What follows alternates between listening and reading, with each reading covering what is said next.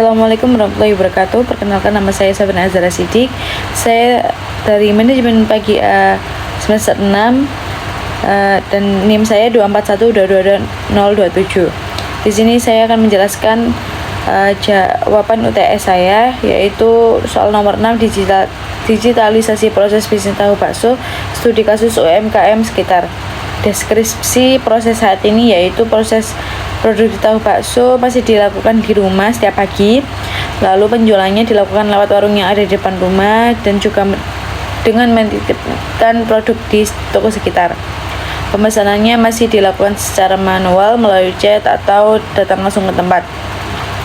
Tidak ada pencatatan digital untuk stok dan pesanan. Permasalahan di sini adalah lupa jumlah pesanan saat ramai, tidak ada data pasti saat stok harian, promosi terbatas cuma dari mulut ke mulut, lalu sulit menjangkau pelanggan di luar lingkungan. Usulan Business yaitu WhatsApp Business Katalog, pesan otomatis, label pelanggan, Google Form sistem pre-order, Instagram, Facebook page, promosi, dan jangkau pasar baru. Ilustrasi implementasi. Contoh tampilan Google Form. Penjelasannya yaitu seperti Google Form dapat digunakan untuk pengumpulan data secara efisien seperti formulir, pendaftaran, survei, atau umpan balik dari karyawan. Tampilan Google Form biasanya terdiri dari berbagai jenis pertanyaan.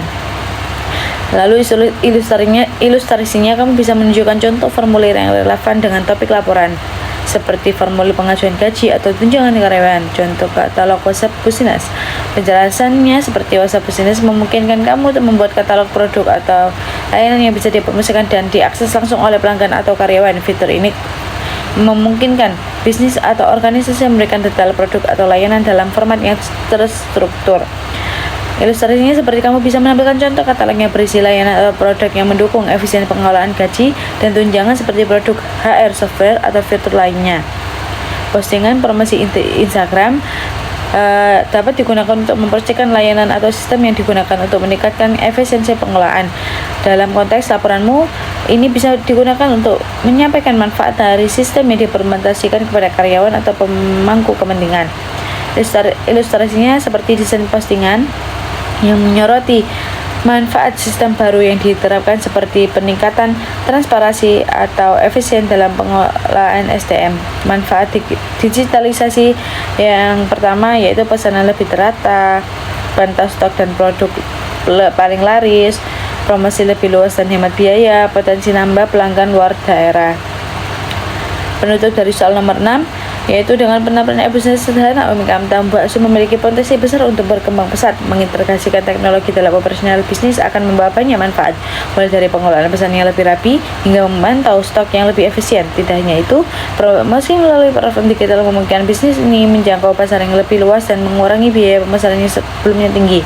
Digitalisasi memberikan kemudahan untuk monitor produk paling laris dan membantu UMKM tahu bakso terus berinovasi dan meningkatkan kualitas pelayanan dengan sistem yang lebih terorganisir dan akses yang lebih mudah ke pelanggan. Bisnis ini akan semakin berkembang, meningkatkan daya saing dan membuka peluang pasar yang lebih besar.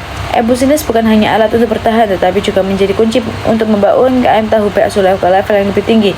Dan yang sebelumnya terbatas pada pasar lokal, kini bisa berkembang hingga ke daerah yang lebih luas, bahkan meluas ke pasar online nasional. Dengan demikian, UMKM tahu bakso bisa semakin kuat, efisien, dan siap untuk menghadapi tantangan pasar yang semakin dinamis.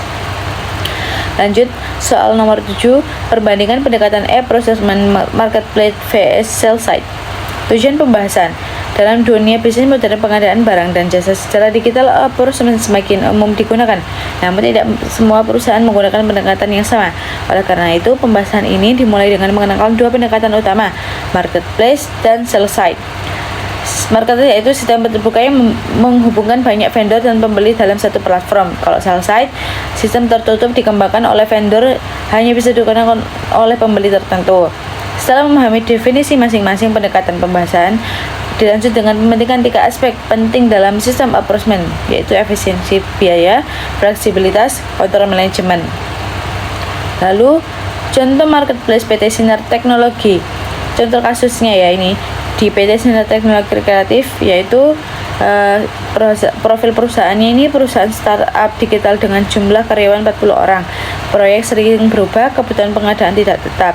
Kebutuhannya membeli peralatan kerja seperti laptop, webcam, meja ergonomis untuk karyawan baru secara cepat dan efisien. Solusinya menggunakan aplikasi Ralali dan Tokopedia. Bisnis ini melakukan pembelian langsung, tidak perlu sistem pengadaan khusus, cukup login, cari barang dan bayar. Alasannya karena biaya rendah, banyak pilihan vendor dan produk, cepat dan fleksibel, tidak perlu tenaga IT atau sistem internal. Lalu menyimpulkan situasi bisnis yang cocok. Setelah memahami divisi ini dan perbandingan kedua pendekatan, langkah terakhir adalah menentukan pendekatan mana yang paling sesuai dengan kondisi perusahaan, yaitu dengan tujuan dari bagian ini adalah membantu perusahaan untuk tidak hanya memahami sistemnya, tetapi juga mampu mengambil keputusan strategis yang tepat dalam pengadaan. Lalu, kapan sebaiknya memiliki marketplace? Ketika perusahaan masih berskala kecil, tidak memiliki infrastruktur TI khusus atau pengadaan, membutuhkan barang dan jasa secara cepat dan variasi, memiliki anggaran terbatas dan ingin efisiensi. Cocok untuk startup, perusahaan proyek jangka pendek, tim proses kecil atau tim tanpa divisi khusus. Contoh, membeli perlengkapan kantor, logistik, proyek kecil, kebutuhan tak terduga. Kapan lebih baik menggunakan sell side? Ketika perusahaan berskala besar, beda ya sama yang tadi marketplace. Terus membutuhkan kontrol penuh terhadap vendor, sudah memiliki atau ingin membangun sistem internet yang terintegrasi, menempatkan kepatuhan, keamanan, dan efisiensi jangka panjang sebagai prioritas. Cocok untuk industri manufaktur, perusahaan multinasional, lembaga pemerintah atau BUMN dengan SOP ketat. Contoh, pengadaan komponen mesin secara berkala, kontrak jangka panjang dengan vendor tetap. Lalu tujuan akhir, dengan memahami situasi bisnis yang cocok untuk masing-masing pendekatan, perusahaan bisa menyesuaikan strategi perusahaan dengan strategi operasional, kapasitas teknologi, tujuan bisnis panjang. Pendekatan approachment marketplace. Pendekatan approachment berbasis marketplace adalah sistem pengadaan terbuka di mana pembeli dan penjual dapat bertemu dalam suatu platform yang menyediakan sebagai produk dan layanan. Di platform ini, pembeli dapat memilih produk di berbagai vendor atau penyedia, membandingkan harga, dan langsung melakukan transaksi. Contoh marketplace yang sering juga di Indonesia adalah seperti Ralali, Embis, Tokopedia, dan e-katalog LKPP.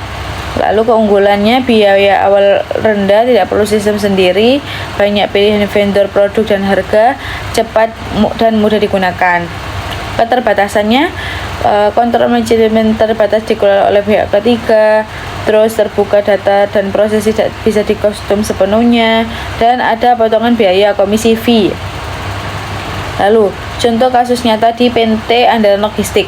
Profil perusahaan PT Andalan Logistik adalah startup yang bergerak di bidang pengiriman barang. Perusahaan ini sedang berkembang dan memiliki kebutuhan pengadaan peralatan kantor serta perlengkapan keselamatan safety gear untuk karyawan yang baru bergabung.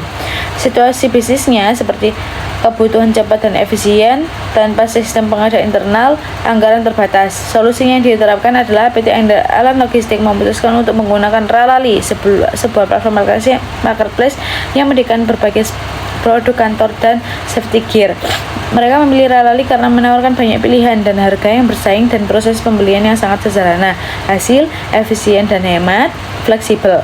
Kenapa marketplace cocok untuk PT Andalan Logistik? Karena biaya rendah dan kecepatan, terus fleksibilitas tinggi, proses mudah. Lalu, pendekatan processment sell side. Sistem pengadaan yang dikembangkan dioperasikan oleh penjual vendor. Pembeli hanya bisa bertransaksi dengan vendor tersebut melalui sistem yang disediakan. Contoh, SAP Ariba, Oracle Processment Cloud. Keunggulannya seperti kontrol penuh atas data, integrasi, dan proses. Cocok untuk pengadaan berulang dalam jumlah besar, bisa diintegrasikan dengan sistem ERP internal perusahaan. Keterbatasannya, biaya awal tinggi, pilihan vendor terbatas, kurang cocok untuk kebutuhan fleksibel. Contoh kasus nyatanya seperti PT Motor Indonesia, produsen otomotif menggunakan SAP Ariba untuk pengadaan rutin komponen mesin dari vendor tetap. Semua proses otomatis terhubung dengan sistem stok dan produksi.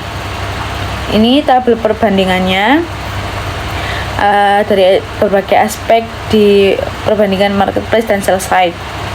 Lalu lanjut di rangkuman rekomendasi, gunakan marketplace jika Anda butuh pengadaan cepat, variatif, dan anggaran terbatas. Cocok untuk UMKM, proyek jangka pendek, atau pembeli non kritis. Lalu gunakan Salsa jika perusahaan Anda memiliki proses rutin, butuh kontrol penuh, dan bisa investasi sistem. Cocok untuk industri manufaktur, logistik besar, atau sektor publik. Sekian dari saya. Bila ada salah mohon dimaafkan. Assalamualaikum warahmatullahi wabarakatuh.